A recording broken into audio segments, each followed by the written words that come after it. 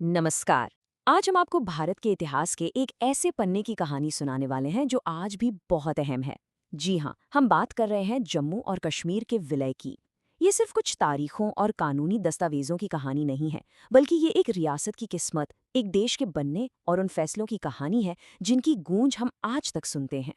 सोचिए, साल था 1947। भारत का नक्शा पूरी तरह बदल रहा था और इन सब के बीच एक रियासत जम्मू एंड कश्मीर एक ऐसे मोड़ पर खड़ी थी जहां से कई रास्ते निकलते थे। तो सवाल ये है कि वो कौन सा एक फैसला था जिसने इस पूरे इलाके का भविष्य तय कर दिया। एक ऐसा फैसला जिसकी विरासत आज भी हमारे साथ है।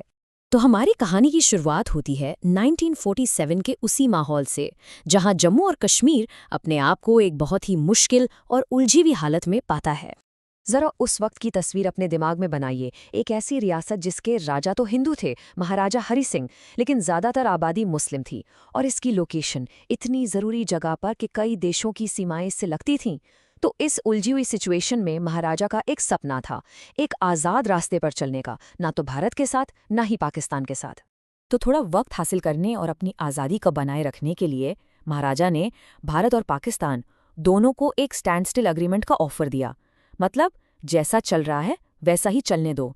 ये एक तरह का पॉज बटन था, एक समझौता कि जब तक विलय का बड़ा फैसला नहीं होता तब तक यात्रा, व्यापार और बातचीत चलती रहेगी। पाकिस्तान तो फौरन मान गया, लेकिन भारत ने थोड़ा इंतजार करने का फैसला किया। शायद वह आने वाली मुश्किलों को पहले ही भांप रहा था।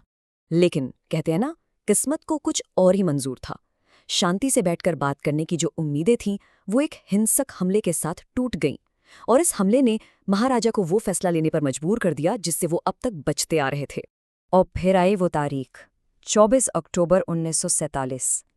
इस दिन हालात पूरी तरह से बदल गए। पाकिस्तान की तरफ से आए हजारों हथियारबंद कबायली लड़ाकों ने उत्तर से कश्मीर में घुसपैठ कर दी और हर तरफ तबाही और डर का माहौल बना दिया। बस यही वो पल था जिसने इस इलाके की तकदीर हमेशा के लिए बदल दी। हमलावर तेजी से श्रीनगर की तरफ बढ़ रहे थे। अब तो रियासत के वजूद पर ही खतरा मंडराने लगा था। अपनी सेना को बिखरता देख महाराजा ने एक आखिरी कोशिश की। उन्होंने अपने सबसे भरोसेमंद सलाहकार शेख अब्दुल्ला को दिल्ली भेजा, भारत से फौरन फौजी मदद मांगने के लिए। और फिर 26 अक्टूबर 1947, वो दिन जब इतिहास ने एक नया मोड़ लिया। चारों तरफ से दबाव में महाराजा हरि सिंह ने इंस्ट्रूमेंट ऑफ एक्सेशन यानी विलय पत्र पर दस्तखत कर दिए।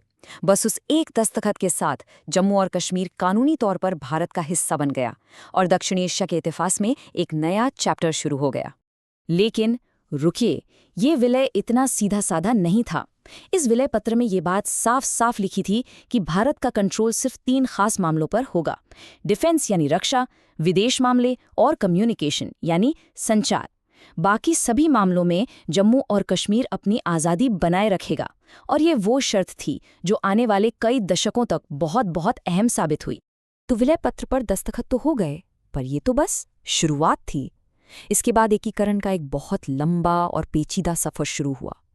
अब जम्मू और कश्मीर को नए भारतीय संघ में जोड़ने के लिए एक पूरा राजनीतिक और कानूनी ढांचा तैयार करना था। एकीकरण की इस राह में कई बड़े पड़ाव आए। 1948 में शेख अब्दुल्ला के नेतृत्व में एक लोकप्रिय सरकार बनी। फिर 1951 में राज्य ने अपनी खुद की संविधान सभा चुनी। 1952 में हुआ वो मशहूर दिल्ली समझौता जिसने राज्य के स्पेशल स्टेटस की नींव रखी।